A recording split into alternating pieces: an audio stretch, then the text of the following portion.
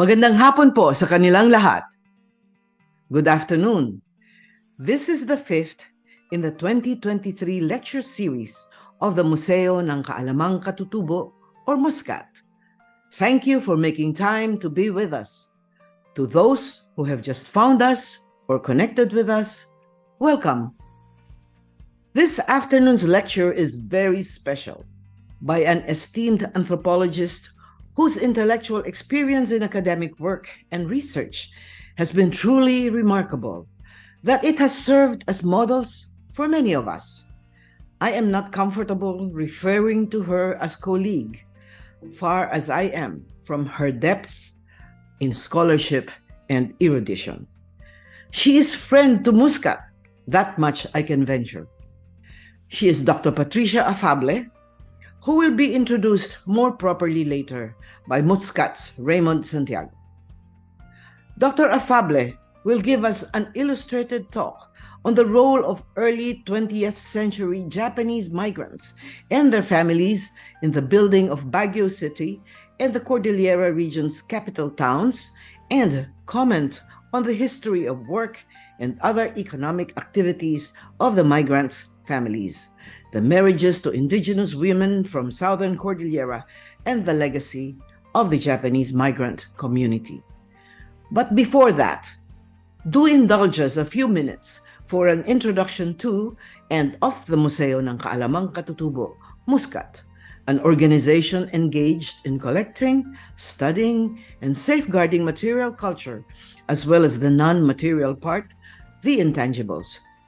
MusKkat devises and engages in cultural education programs and pursues museum development, with Unilab as its main benefactor. I am Corazon Alvina. The Museo ng Kaalamáng Katutubò's mission and vision are about knowledge, ancestral and contemporary. MusKkat is committed to rediscovering, recuperating, celebrating, and preserving Philippine inherited and transmitted kaalaman. Sharing knowledge is a good part of MusKKat's work. We try to create the opportunities within which the public can discover, acknowledge, understand, and appreciate the many layers of Filipino kaalaman. Features of Philippine tangible and intangible culture are remarkable. MusKKat's programs and projects are inspired by these. A keen custodian of tangible culture, MusKKat's online presentations, programs, and publications with objects from the collection are conceptualized, mindful of careful research and ethical curatorship, maintaining the integrity of objects within the context particular to the source culture.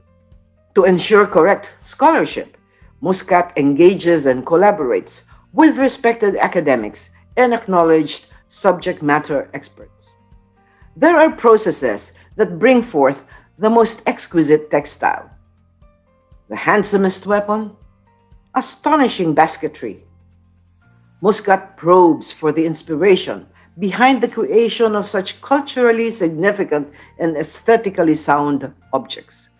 MusKkat is sensitive to the physicality and materiality of the objects themselves, to guide the study of processes and technology, and shepherd the conservation strategy for the well-being of the collection. MusKkat has also operationalized collections management guidelines for registration and conservation. The bonds between humans and their environment and the balance that must be maintained between them receive the utmost regard from MusKkat, as do the aesthetic integrity and creative philosophy, the outstanding skills, and the commitment of our artists. MusKkat acknowledges the diwa, spiritual sense and essence in kaalaman. The resolve of the Museo ng Kaalamáng Katutubò is to encourage, inspirit, and invigorate pride, admiration, and affection for Kaalamáng Katutubò, as indeed for and in all things Philippine. As promised, more about Dr. Afable. MusKkat colleague Raymond Santiago will do that for us. Raymond, please.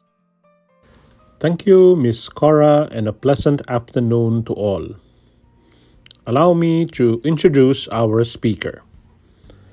Dr. Patricia O. Afable is an anthropologist working primarily on the Cordillera region.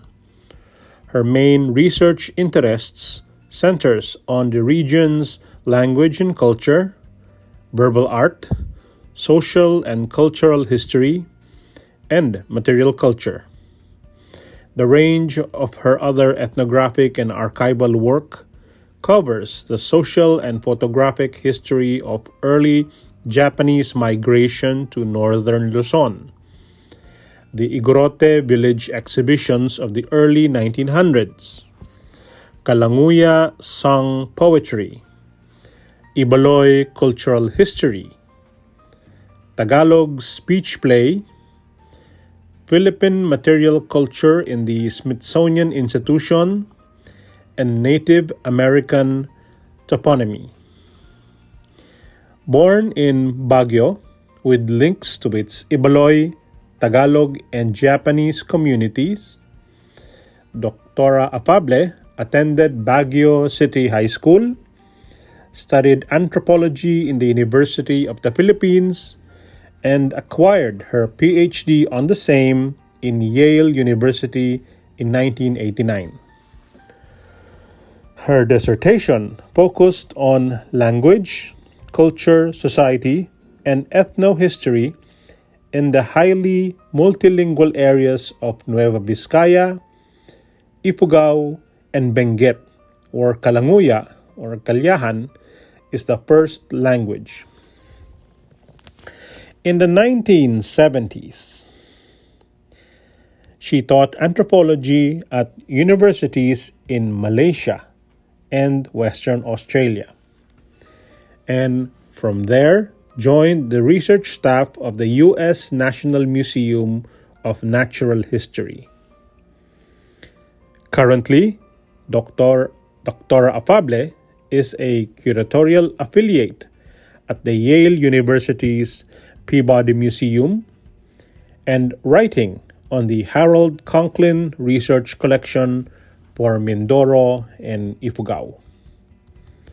Her published works include Language, Culture, and Society in a Kalyahan Community, Northern Luzon, Philippines in 1989. She edited the Japanese Pioneers in the Northern Philippine Highlands in 2004 and co-authored the Ibaloy Dictionary, Phonology, Grammar, and Morphophonemics in 2012, as well as provided several contributions to local and international publications and scholarly journals. Hence, in the tradition of MusKKat, to bringing its audience the very best speakers and resource persons in their field, I would like to pass the virtual floor to Dr. Patricia Afable for her talk on Baguio's early 20th century Japanese community. Thank you. I want to thank Director Cora Albina and her staff and this Museo for this opportunity to talk about the early 20th century Japanese community of Baguio. This presentation will primarily be about the history of work and marriage among the Cordillera's Japanese settlers and the legacy of this migration. The beginnings of Japanese migration and settlement in Baguio were linked to the American construction of the city and to their development of the gold and copper mines in the highlands. However, Japanese relations with the Philippines go back much further than that. In the Spanish records, for example, the port of Aguu in La Union was known as a Japanese port long before the Spanish arrival. The Boxer Codex tells us of the presence of a Japanese community of 500 people in Manila at the time of the Spanish arrival. After Spain established the Catholic Church, the Japanese presence in Manila was greatly augmented by the arrival of early converts to Catholicism who were seeking refuge in a Christian country. There's a statue in Paco, for example, of the Japanese warlord, the daimyo Takayama Ukon, to mark his arrival in Manila in 1613 with a shipload of 300 Japanese Catholics. Known in the Philippines by his Christian name, Dom Justo Takayama, he had fled persecution in Japan as the government abolished Christianity in the 1500s. There's another statue of him on the UST campus, and both were built in the 1970s to mark Filipino-Japanese relations. In 2003, Japanese descendants marked the centennial of the arrival of the Japanese construction workers in the Baguio region. Because of the destruction and suffering in World War II, the contributions of these early settlers to the building of the city, literally from the ground up, remained unrecognized for a long time. And in the 1970s, a small group of Nisei, the second generation in Baguio, formed a Filipino-Japanese Friendship Association, which then evolved into the Filipino-Japanese Foundation for Northern Luzon. It was at this time when Japanese school alumni who were living in Japan started to come back to the Philippines, to their old neighborhoods, seeking old friends and relatives and visiting grave sites, and slowly putting together an early 20th century history became possible through the stories of people who were teenagers in the 1930s. So the first hurdle in my attempts to reconstruct this community was that it was very much a hidden story. Most families had changed or replaced their Japanese names. They had made major efforts to erase their Japanese connections. This meant that very few photographs or any records survived World War II. In general, family photographs were not preserved. They were intentionally destroyed or simply abandoned in the flight from Baguio. So it was very gratifying to be able to find just a few family photos that did survive. And these survived particularly in the rural areas or in the safekeeping of friends. This is the Yoshikawa family of Sagada. Masataro Yoshikawa, who came from Nagasaki, became the supervising carpenter of the Episcopal Mission of Sagada and Bontok.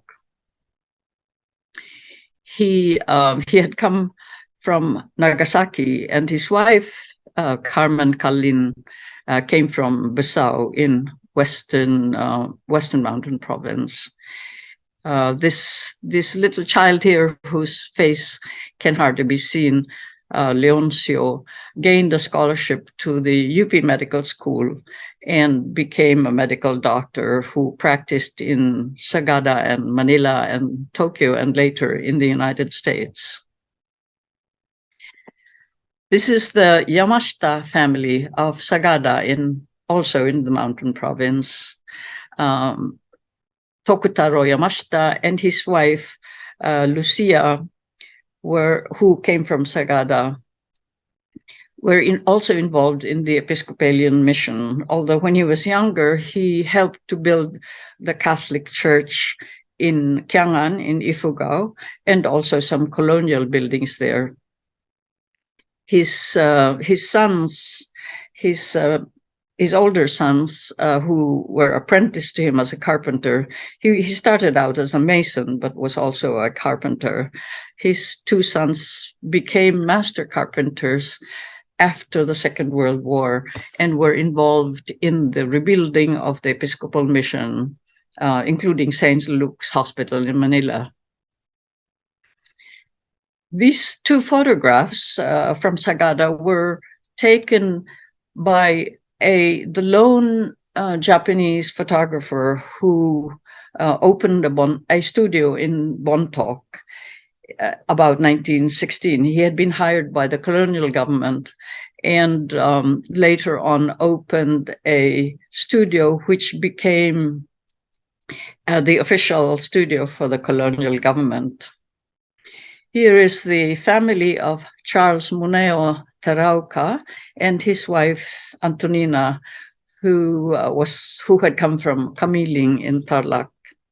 They lived in Manila at first, but then moved to Baguio, where Terauca became a prominent contractor for the Catholic Church construction, for the Catholic missions construction, and for the mines. They were the parents of Carlos Terauca, who became the honorary consul of Japan at Baguio, and today, in his 90s, he continues to lead the Philippine-Japanese Foundation of Northern Luzon.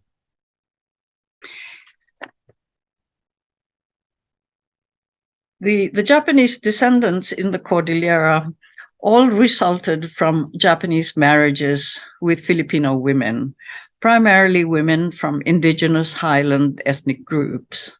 There was a small number of marriages with lowlanders, especially particularly Ilocanos and Tagalog women in Baguio, and there was an even smaller number between Japanese women and Baguio residents. There were also a group of Japanese in Baguio who were called the pure Japanese. In Baguio and the Cordillera as well. These were the ones in which both spouses were Japanese. Some had arrived with the Japanese wives quite early, such as the Hayakawa family and the Nagatomi family, who saw the potential, the business potential of this new American colony. They founded the Japanese Bazaar and the Mountain Bazaar, which became prominent landmarks of the center of the city. And there were others also who were rich enough to send for Japanese brides to come to Baguio. Primarily business families, this elite group lived within the town center, and they owned the department stores, the groceries, photo studios, pharmacies, and other kinds of businesses.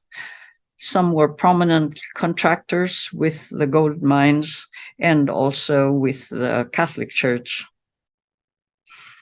In the 1920s, this particular group of Japanese founded the Baguio Japanese Association, and they represented the Japanese community vis-a-vis the American colonial society and its government.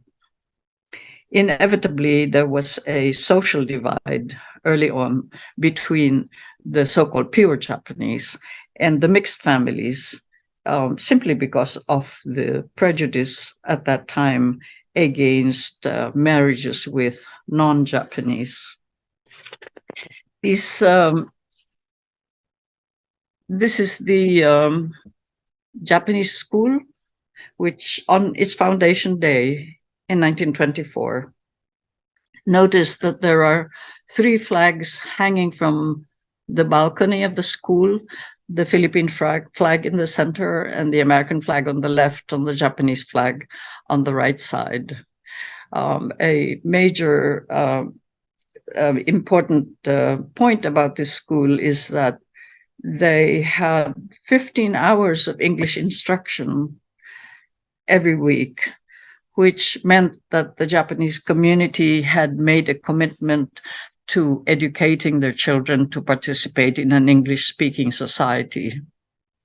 Interestingly, the people whom they employed to teach English were Ibaloy and Kankanaey teachers who were educated in the local schools. This is the Japanese bazaar, showing the Pine Studio, which was within it, and also showing off Mr. Hayakawa's Ford car. It was probably the first car to be bought by a Japanese in Baguio, and this was in the late 1910s. This is Hideo Hayakawa of Yamanashi. He founded the Japanese bazaar and was known as the father of Baguio Japanese. Hideo Hayakawa and his wife Haya Hayakawa were in the Cannon Road construction very early as traders. The story is that he sold liquor. He had a liquor store near the work sites and supplied the Americans and the work sites with their alcohol. In addition to that, he also supplied the Japanese with their special food demands, and also had some sort of a post office which enabled the Japanese workers to send money home to Japan on payday from their work sites. So these so-called pure Japanese did not leave descendants in the Cordillera. Some were able to return to Japan before the onset of World War II. Most who remained eventually died during the retreat into the mountains of Ifugao as the American bombings of Baguio began in early 1945. As the Pacific War ended, the Japanese who survived this retreat, including those who had native wives, gave themselves up to American troops and became prisoners of war. They were classified as civilian aliens and were interned in Bilibid prison and in Canlubang in Laguna. They were repatriated to Japan at the end of 1945 by the US military. And for most Japanese Filipino families, these family breakups were permanent. Very few ever saw their fathers again. Before the American arrival, the Spanish had their political capital in La Trinidad, now in Benguet. Baguio was a small settlement of Ibaloy cattle farmers, gold miners, and Sweden farmers, and it was a way station to the gold mines. The Spanish had begun the move to settle in Baguio, but that was cut short by the revolution. And the American government, of course, knew of these plans and of the gold that Baguio was famous for. And they hastened to create a highland resort in the mountains, very much in the manner of the British and Dutch colonials who had hill stations in India and Indonesia. So by the middle of 1900, a plan was published to build a road to connect Baguio with Pangasinan, where the railway line ended in Dagupan. This highway construction brought the first Japanese road laborers to this region in 1903. And it was from this cohort that the first Japanese migrants came to Baguio. Here is a picture of the Benguet Road, which is probably quite familiar to many of you. It was a picture in 1908, very soon, just a few years after the completion of the road. And this is a special postcard that was bought and sent and signed, in fact, by a teenage artist named Fernando Amorsolo in 1910. So on this road, there were about 1,000 to 1,500 Japanese laborers who were working there. They were the largest foreign labor force out of the 4,000 people who worked on this road. Most of the Filipinos were people from the southern Cordillera and highlands. There were lowland people from surrounding provinces of Pangasinan, La Union, Nueva Ecija. There were a few Tagalog traders and some Chinese laborers as well.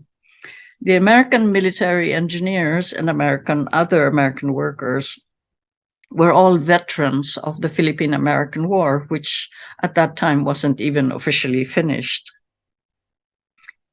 They all came for the opportunity for wage work and for trade. Mountain people who came to work on this road walked for 1 week from the central Cordillera to get to these work sites. For the Japanese, this road project was very expensive in terms of human lives. Some 600 Japanese died in accidents or of illness during the Benguet Road work.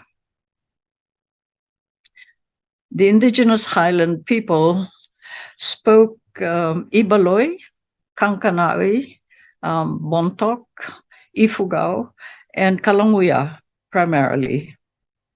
Classified by the Americans and the Spanish colonials as Igorot or Igorotes, the native peoples were also called this by the Japanese. The early American census described them as wild people or non-Christians, and they did not include them in the classification of Filipinos. And this divide between Filipinos and Igorots was reflected, in fact, in the way that Baguio was settled. There was a place called Campo Filipino in the north side of the city, which was the residential area for Christian lowlanders. And the native people lived on the outskirts of the city or in the farms in La Trinidad, which is where the Japanese and Chinese farmers also lived with them.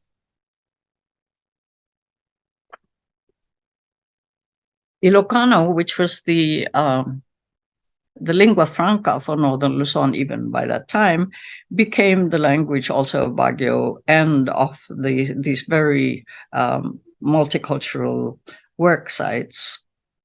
Certainly by the 1920s, the Japanese in Baguio were fluent speakers of Ilocano. Here is the way in which food supplies, and visitors were transported from Dagupan to the Cannon Road work sites. And this was the kind of transport, covered bull carts that brought trade goods from the lowlands into Baguio into the 1930s. The whole business of feeding the 4,000 laborers on this road for the 18-month period in which they were working to complete it was a major saga in itself. And one American report said that something like 26,000 kilos of rice arrived on the Cannon Road every 10 days from Pangasinan. There were many women who were traders on these roads. I think that you can see some in next to one of the bull carts.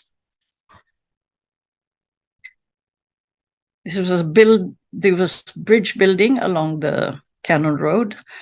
Japanese carpenters were employed in building 60 bridges, and the new arrivals quickly found work in the carpentry industry, and as well as in masonry and sawmill work. And the Japanese familiarity with pine from back home was a great advantage to them. This is the Santo Tomas sawmill, which supplied lumber for the building of the city. So sawmill work was an early major source of income for Japanese migrants. This was, of course, the great cost of urbanization The building of Baguio and the expansion of the mining industry in the 1930s resulted in major deforestation of the southern part of the Cordillera. The American Heald Lumber Company that ran the sawmills was the largest employer of Japanese in Baguio.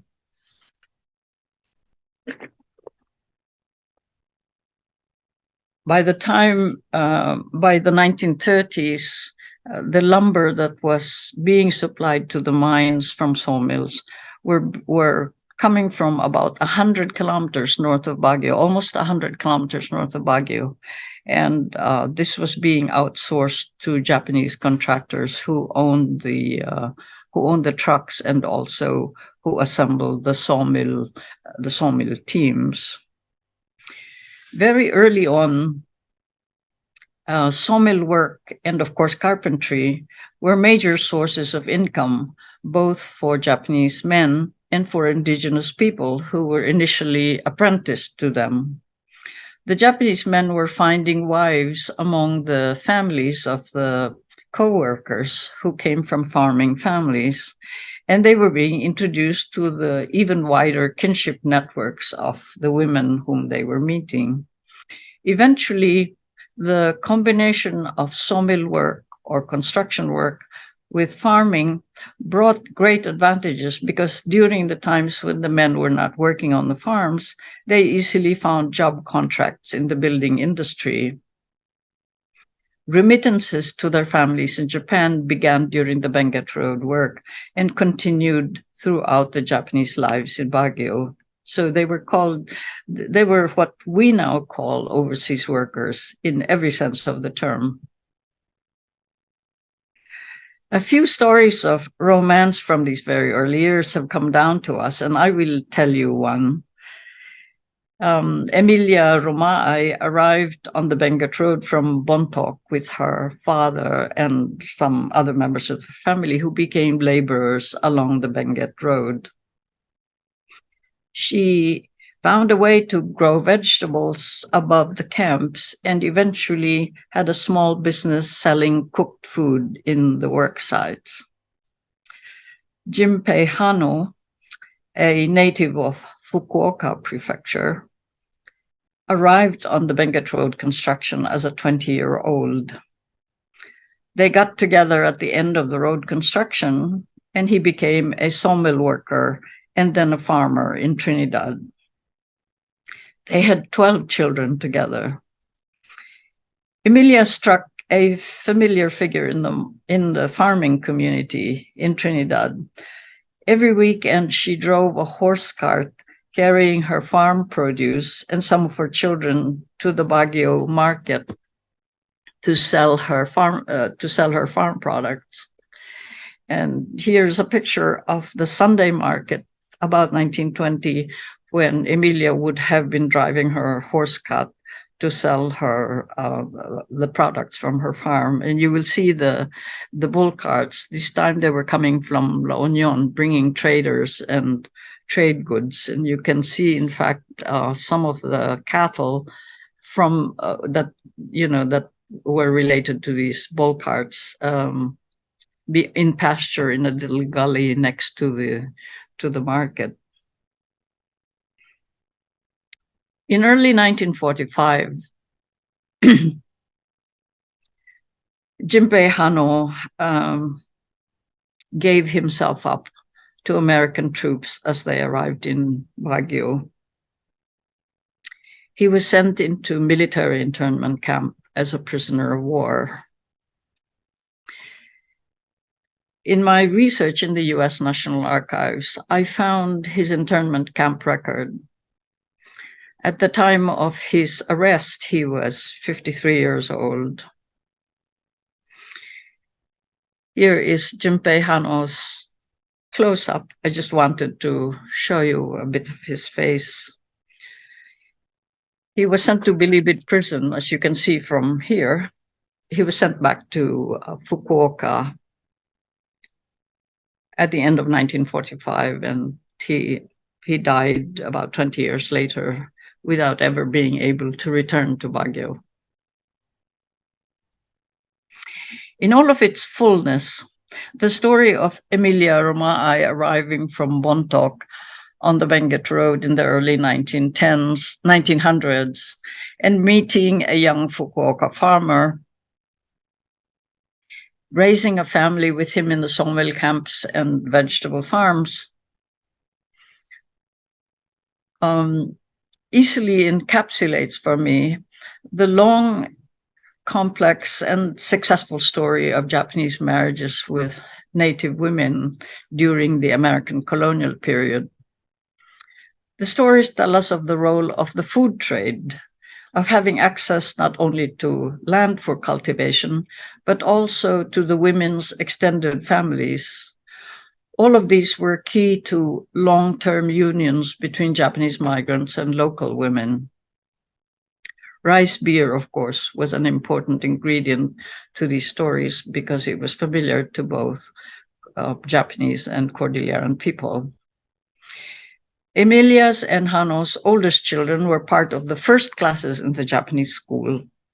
So by the 1930s, they were in that generation of Baguio residents who had Japanese surnames and who were fluent in English and Japanese, as well as in Ilocano and Bontoc or Ibaloy or Kankanai, whichever language their mothers spoke.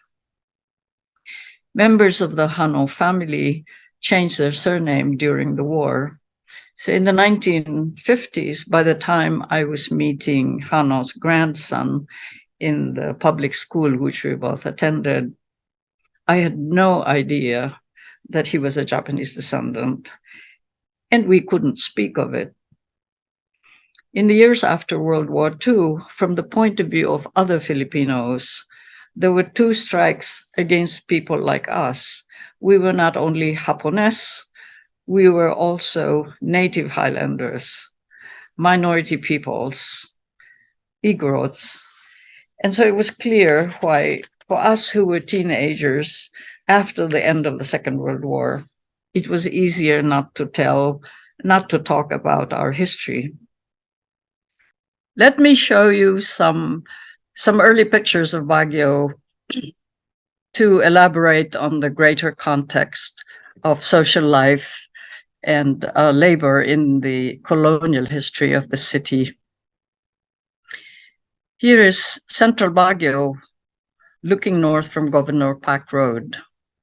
This was the first landscape photograph, among the first landscape photographs that the Philippine Commission took in 1900. And it was the photographer was standing on the modern site of UP Baguio and looking northwards.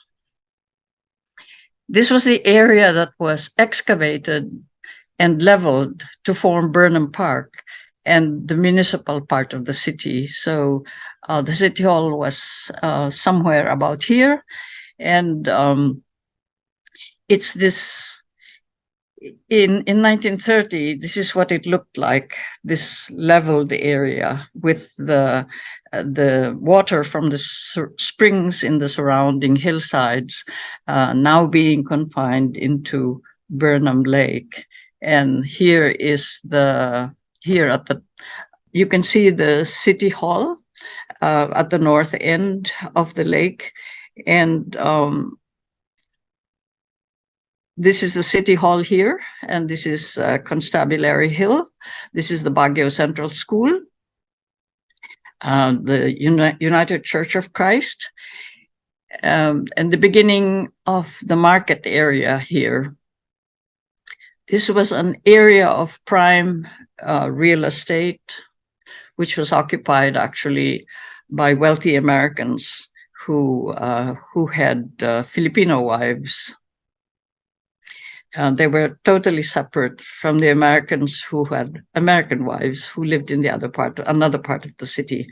This now was the rooftop of the provincial governor's mansion. So the work of this of excavating this brought in large numbers of people from the southern Cordillera, and they eventually settled in the environs of Baguio. And in another decade, they were employed in the gold mines as well as in the vegetable farms that were owned by Japanese and Igorot families. So every Japanese migrant who had carpentry skills and masonry skills had a work record in the construction of this central part of the city. They were joined by a few Ilocano and Chinese carpenters. And then in the 1930s, there was a large influx of Kapampangan carpenters who apparently came from the Bacolor Industrial School. Numerous Ibaloy and Kankanay apprentices became part of these work teams, and then after World War II, they formed the carpentry businesses that were needed for the rebuilding of the city and surrounding areas. Here's a panoramic view of the city in the late 1930s, probably about 1937. You have to reorient yourself. This is now Burnham Park here, and the cathedral on top of the hill in the east. This is Session Road, where the Japanese and some Chinese businesses were located, and Japanese families lived in apartments above their own businesses. The market was located about here. And going north, you had to travel this way to reach the outskirts of Baguio, like Lukban and Gisad and La Trinidad, where the largest of the Japanese Filipino farms were located. This is the first public school of Baguio, the Baguio Central School, and the Japanese school was located about here. It's probably hidden behind this forest cover. This was the Baguio in which my parents' generation became adults, and the population of the city was about 25,000. The Japanese population was a little over 1,000, and the Chinese population was about equal, a little over 1,000. The American population was 700 and included a few Europeans. The Americans lived in the area beyond the cathedral in the eastern part of Baguio, this area of rolling hills that overlooked the mines and that contained the main tourist sites of the city, including the country club, Mansion House, the military reservations like Cap John Hay, Wright Park, and the horse riding trails that were used primarily by tourists and also by the Americans. So the Americans had their own enclave in this area, and the only time they came into town was to come into the city, to the center of the city, to shop on Session Road and go to the market on a Sunday. They didn't even use the Burnham Park, really, because the Burnham Park was basically the Filipino and Japanese and Chinese part of town. So the area here called Campo Filipino was where the early Ilocano and Tagalog settlers built their houses, and it's a little bit strange to think of a place being called Campo Filipino in the Philippines, but that was because the native people were not called Filipinos, and they were strategically separated in another part of town. This whole area here was destroyed in the Second World War in the American bombings of Baguio, and so you can understand why archival photographs of this were, of course, welcomed with great delight by Japanese descendants. By zooming in on pictures like this, they could identify the buildings where their fathers worked, the paths that they took through the city when they went about their businesses, the places where they brought baon to their to the work sites of their parents. And somebody even pointed out the place where her father would go to have a drink after work with his buddies. So it was just trying to reconstruct this community involved an interaction between archival photographs and people's memories. I'm sorry. And people's memories about daily life. You have to ask the question, who was holding the hammers and the saws, who was carrying the picks and the shovels, and who was doing the rock wall work, before you can begin to talk about how a city was built, from the ground up. Rapid building of the city from the very beginning, and of course the development of the gold industry, there was no lack of work for the Japanese migrants or for everybody else. It meant that migrants who were successfully employed were inviting their relatives from Japan to come and join them. And in fact, it was this situation that set the early patterns for migration and also the evolving residential patterns. As friends and relatives arrived from Japan, the native wives were introducing their kin groups to the new arrivals. And so it happened that women who were related to each other were living near each other and then being introduced to men who were also related to each other, either from knowing each other at work sites or men who were coming from the same prefecture in Japan or from the same region in Japan. For the women, bringing in your relatives and townmates for the expansion of farms also provided steady support systems, support networks to manage the farms, to help with childcare, and to distribute the harvests. So, for example, if you had some of your kinship group near you, it was possible to continue to have traditional native rituals, even if you were far away from home. These traditional ceremonies, particularly for the Baguio Ibaloys, mainly were taken to the rural areas. They needed to be taken away from the city because the Catholic Church, which was also a major employer of construction workers, were not very happy about the pagan or infidel ceremonies that were going on in Baguio. The priests were very critical of this, and they were very keen to stamp out so-called pagan rituals.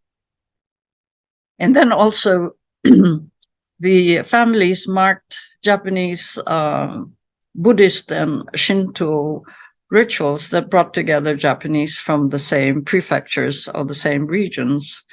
So it was a mutually beneficial arrangement that supported the formation of these little neighborhoods within the Japanese community.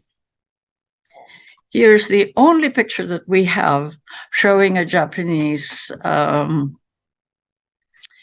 dancing at a feast. This was Mr. Ota was a sawmill manager about 60 kilometers north of Baguio. And he was dancing at a feast in a mixed Ibaloy Kankanai community. You'll see that they have draped ceremonial blankets on his shoulders, and he's dancing around a couple of stoneware, large antique stoneware jars that probably contained rice beer that were going to be offered to the ancestors and then also to the guests at this ritual. There are a couple of gongs here. You can see two men playing gongs that provided the music for his dancing. And there's a whole group of Japanese workers here. So it's quite possible that this ritual, in fact, was held was sponsored by a family that also had some connection with the sawmill. Here is the Laoyan family of La Trinidad in Benguet. They were prominent landowners who had very close relations with the Japanese community of La Trinidad. Mr. Clemente Laoyan is seated here at the center. He was a very early official in the American colonial government. There were photographs of him actually from the early 1900s. And he served as mayor of Trinidad for 2 or 3 terms. During his terms as mayor, he observed the success of Japanese gardeners in Gisad while he was visiting his daughter, who was at Easter school. And he began to invite them to Trinidad. His main purpose was to have Japanese farmers teach his relatives and his neighbors and townmates vegetable farming methods. And so he was offering his own land to lease to these farmers. He was probably the wealthiest landowner in Trinidad, and he in fact donated land to the colonial government for the setting up of the Trinidad Farm School, which later became Benguet State University.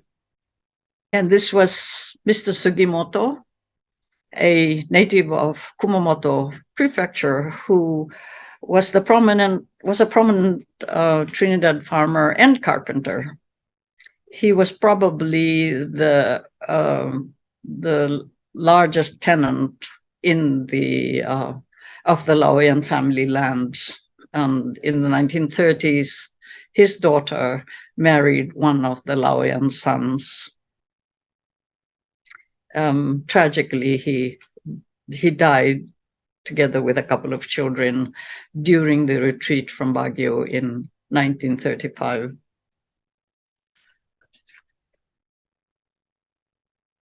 I wanted also to mention that his wife, Isang Limbanan, came from Kapangan in Western Benguet. So here I'd like to point out what this all meant on a small scale, on the family scale. Here was agricultural expertise being observed and practiced over several decades. A lot of trial and error and innovating were necessary in this new frontier. They were quite critical actually in this new frontier, and it was a new environment for both the migrants from the Cordillera and new crops, for example, and new timetables, and the technological heritage, and that's what I like to call it, the technological heritage from these Japanese Cordilleran marriages and their role in expanding the commercial vegetable industry was one of the most important legacies of the Japanese migrant community to the Cordillera. Baguio became the so-called salad bowl of the Philippines in the 1920s and 1930s, from the Japanese e-growth farms that sent truckloads of cabbage, carrots, celery, potatoes for the chop suey of Manila restaurants and Manila families.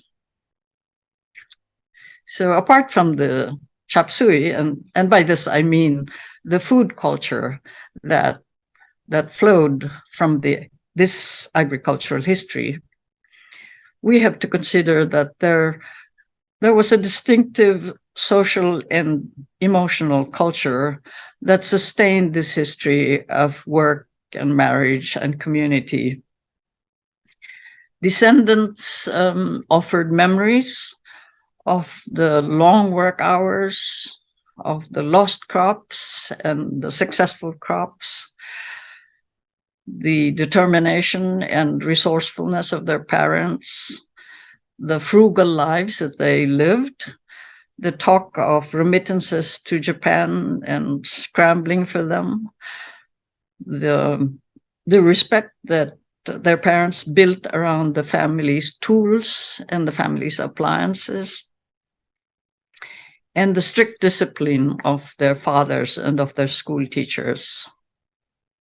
Some people, of course, said, well, perhaps all of this was important for the descendants to be able to face the tragedies that they had to overcome in the years that followed.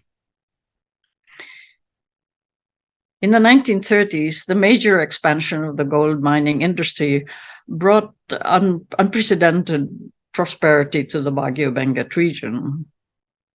Construction workers were in high demand, and there were, in fact, a lot of carpenters apparently who came from the Japanese community of Davao to work in Baguio during that time.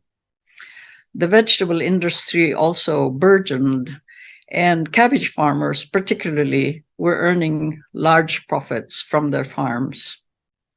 One news article at that time reported that the 80 or so cabbage farmers in La Trinidad were netting something like 250,000 pesos a year, which was a large profit at that time.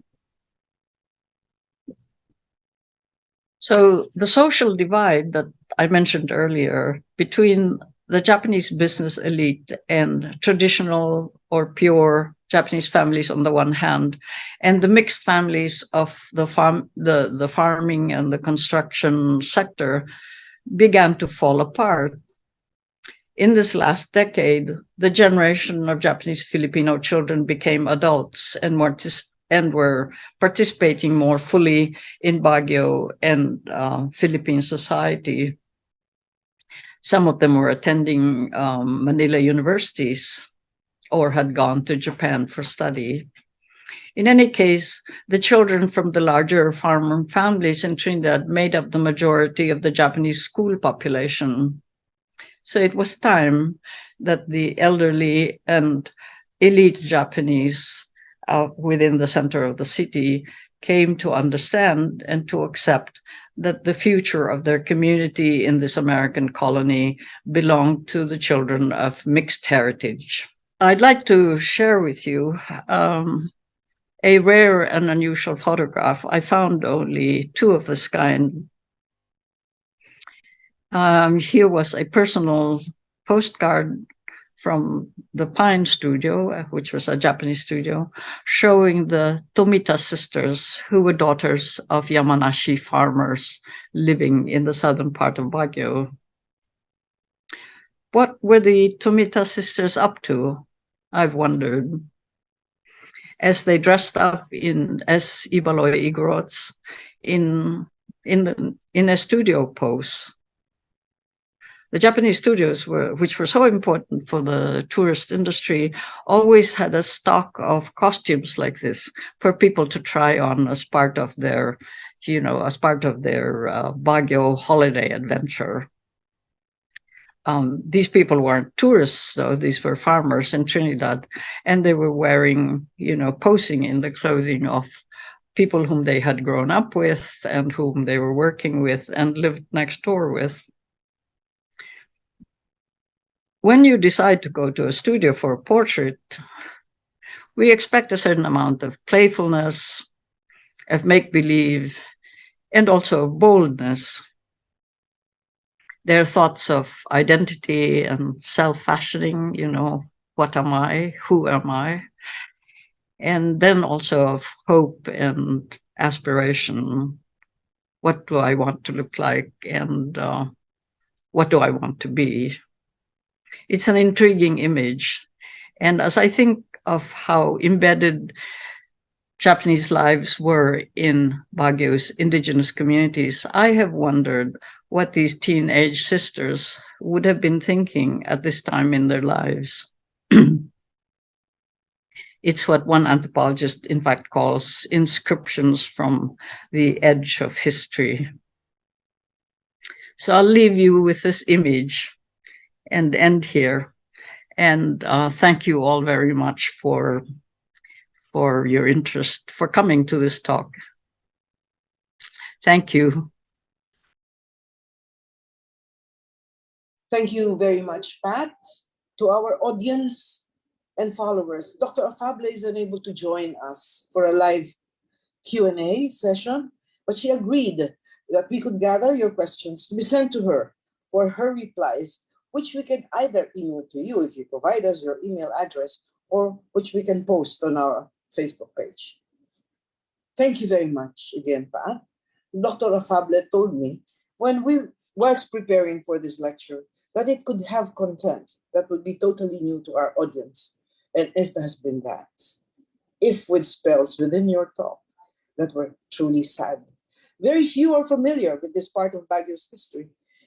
Quote, this whole process of finding the Japanese community in Baguio, the marriages of Japanese men with local women that introduced Japanese settlers to kinship networks among the Ibaloy, Pagkanoe, and Bontoc people who converged in Baguio, Trinidad area in the early 20th century during the construction of Baguio City and the Benguet commercial agricultural sector. The latter is very much with us. We refer to green beans as Baguio beans, proof of what Dr. Afable said was part of the legacy, the food heritage that the Japanese left us with. Muscat likes presenting new things. And next month, our lecture will be on Cordillera rivers by scientist Dr. Francis Magbanua, professor of the university in the University of the Philippines. Dr. Magbanua's areas of specialization are freshwater communities and ecosystem ecology.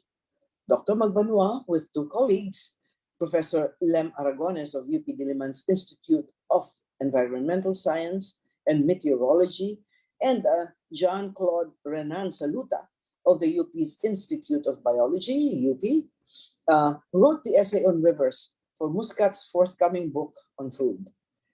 We are into the second semester of 2023, though it seems like, just like yesterday, we welcomed the new year. Be that as it may, Muscat carries on and celebrates Philippine culture. So do continue to join us. Please go to our Facebook page, not only for announcements, follow us. We have the most interesting content. And like us on our new Instagram account, Muscat IG, and our usual YouTube and Spotify posts. Keep safe and well and dry. Till soon. Magandang hapon sa kanilang lahat. Till soon.